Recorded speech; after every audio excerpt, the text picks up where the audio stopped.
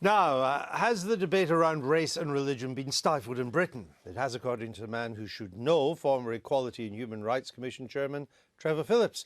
In a controversial documentary tonight, he warned that we're, quote, not able to have a straight conversation about people's racial or religious differences, and that the cost of not discussing the subject can be seen in the child abuse cases in places such as Rotheram and Rochdale and Oxford. So are we too scared to talk about ethnic minorities for fear of being accused of racism? Do we need a more honest debate? We turn to Nihal Arthanayake from the BBC Asian Network. This is his take of the week. The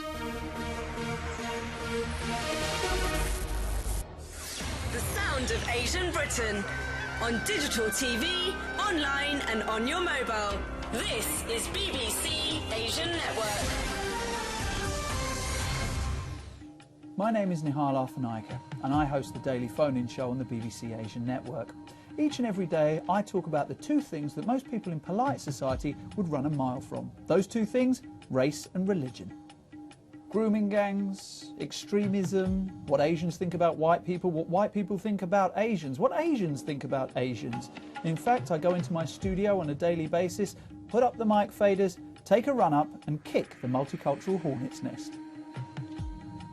As a British-born Essex boy of Sri Lankan heritage, I guess I'm more qualified to ask the kind of questions that perhaps other people couldn't ask. For instance, once on my show I asked the question, do Asians ruin an area when they move into it? Now, can you imagine any other non-Asian broadcaster feeling comfortable with that?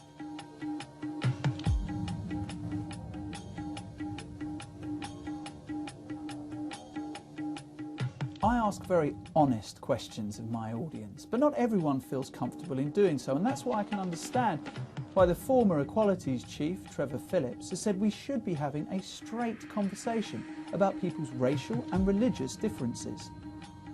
I do sometimes feel sorry for well-meaning white people who get nervous even saying the word black, as if by saying that you're suddenly on the slippery slope to wearing a white pointy hood and having a burning crucifix in your front garden. We need to be fearless in asking questions, but those questions have to be based on fact. What we can't do is allow our prejudices to be backed up by questions that are leading, that are based on the agendas that we already have. And that's all we want, an open debate.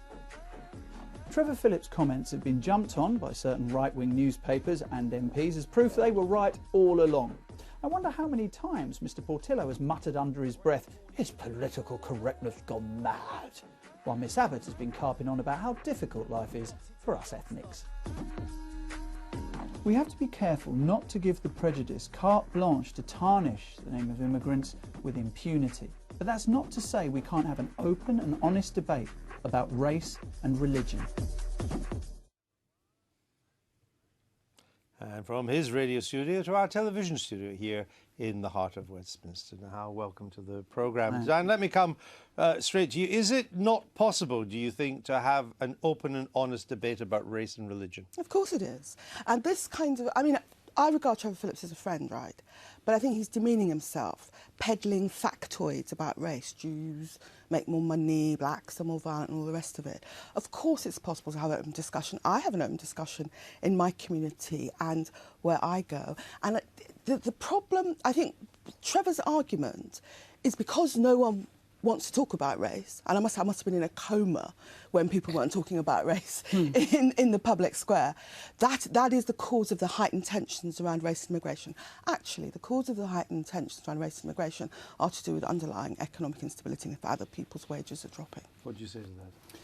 I'd say that when we were talking about the grooming gangs, for instance, we on the BBC Asia Network felt very open about talking about the cultural aspect to that, which other people wanted to say immediately you can't talk about. There cannot be anything about certain facets of Pakistani culture. There can't be anything to do with the upbringing, the attitude towards women that would fuel that. Look, this is me me hosting a debate. Yeah, but my good friend Yasmin Alibi Brown, who is a very radical, actually, journalist, she's consistently spoken about those issues, as have other people. But it stopped it happening at the time. But what's interesting is you've already said that I've had conversations about race. Then you talk about Yasmin Alibi Brown having conversations about race. Trevor Phillips's point is that white people can't have a conversation about race. White people can't ask the kind of questions because they're embarrassed. They feel as though they would be accused of racism the minute they bring race into it. Newsflash, I have not, over 28 years in Parliament, I have not seen the reluctance that you perceive amongst the political and the pundit class to discuss issues in relation to race. Well, in fact, there's never been a week when issues about race, asylum seekers, immigration have not been in one of our tabloid papers. Would you admit then that the police did not look into the gangs, the grooming gangs, because they were scared that they would be charged with racism? Now, social workers called my show on the BBC Asia Network and said, we tried to raise these issues, the police ignored them. The mothers of the victims said that they went to the police and the police ignored them. Now, you can say, as many of my Pakistani listeners did, because they were very, very clear, they felt that it was racist because when Catholic priests, for instance, were abusing children, some Catholic priests, suddenly all Catholics weren't asked to explain that, but suddenly all Pakistanis were asked to explain, and they were obviously outraged at this. But the fact that the police, certain other authorities didn't act on this because they were scared of being accused of racism. You think it was just that? No, I'm not saying it was just that. Of course there were different layers of it, but you can't say that it wasn't that at all. In what sense, the politics? Because the way the vote is organised in cities like Rotheram, people were nervous, not of being racist, but nervous of upsetting key power brokers in those communities. And community leaders, I think you're right to a certain extent, but community leaders, to a certain extent, community leaders were shutting down the conversation because they were accusing people of being racist. And they know, look, you and I, we're members of ethnic minorities. We know that there are people within ethnic minorities who know that by playing the race card, they can shut a debate down. Oh, come on. Well, hold on. That's never happened? That's what all the official reports concluded. The official in Rochdale and Rotheram, and Oxford, that's what they concluded. Concluded that it was a badly run, patriarchal, sexist council. It wasn't just about people being frightened to accuse people. No, quite. And that's this thing about people. It's multi-layered, but yeah, it is multi-layered, and so it's quite dangerous to be so simplistic about it. Michael. Well, I think I'm closer to Nihal than I am to Diane. Well, you would be. No, it pains me to say in this particular instance, but I'm broadly speaking optimistic because, you know, if Diane and Nihal and Yasmin Alibi Brown and Trevor Phillips are all talking about these things, I mean, I entirely agree with you. I think it's much easier for people from ethnic minorities to do this than white people. I think we're making some progress. I certainly do think, Diane, and I'd be surprised if you didn't agree with this, that amongst the white population there is a sense that anything that they want to say, any comment they want to make, is going to be daubed as being racist, and they feel repressed in their freedom of speech and their freedom of thought. I've not noticed online that people feel repressed in their freedom of speech. And what I do think, people are not going to call you the N-word or call you the P-A-K-I word blatantly now. But very often, the unstated assumptions about communities are as racist as anything you can find. Because people don't make the crude racist remarks doesn't mean to say that racism isn't there under the surface. I think you're being a bit naive. But sorry, is that racism enhanced by a sense that people can't talk about it?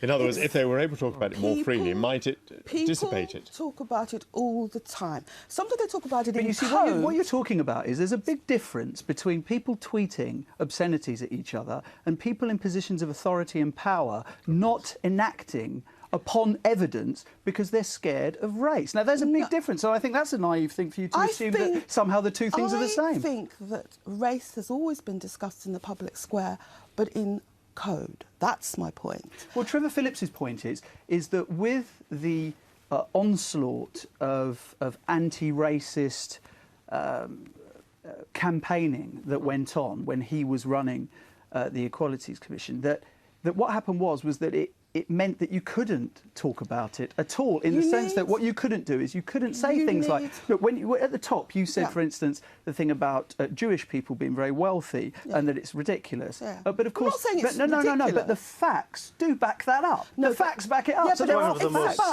most successful exactly right. 25% of billionaires in this country. It's about taking facts out of context. Trevor said, for instance, that most black people are murdered by black people, most white people are murdered by white people. What does that really prove? But you say people speak in 4 times more likely. Code. You say people speak in code about race. You haven't spoken in code. You said white people love playing divide and rule. We shouldn't play their game. I could never imagine Michael saying that, changing that to saying black people love playing divide and rule. What happens, yeah. And what would happen if he said it? You didn't speak in code. That was quite a racist remark, was it not? No, I don't think it's racist. I think to say that white people, not some or a few, or even many, but white people as a group love playing divide and rule. I was referring to the history of the British Empire. But you were contextualising it to the present day, weren't you? I mean, you were contemporising it. It was referred to. Actually, you're referring to the Stephen Lawrence case, which I think happened long after we had an empire. No. It was part of It was part of a sequence of debate. It was referring to British Empire, and of course, when you have to put things into 140 characters, you don't often get the nuancing that you should get. I think one thing that was what would the nuance be then? The nuance would be that this is the history of the British Empire. But you were talking about Stephen Lawrence. No, it was a longer. You were responding to new evidence that came out on the Stephen Lawrence case, and you said white people love playing divide and rule. We should not play their game.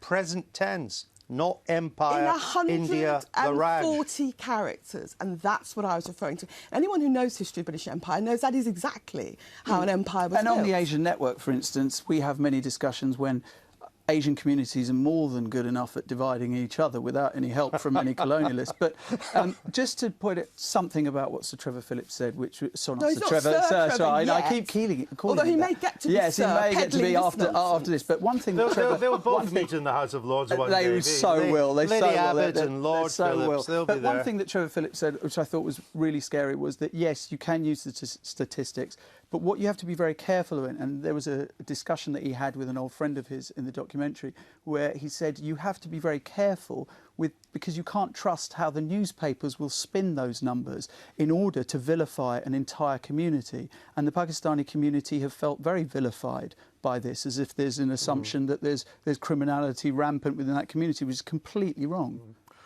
Wouldn't it be real progress in this country if your programme wasn't just on the Asian network, but was also on, say, Radio 5 Live?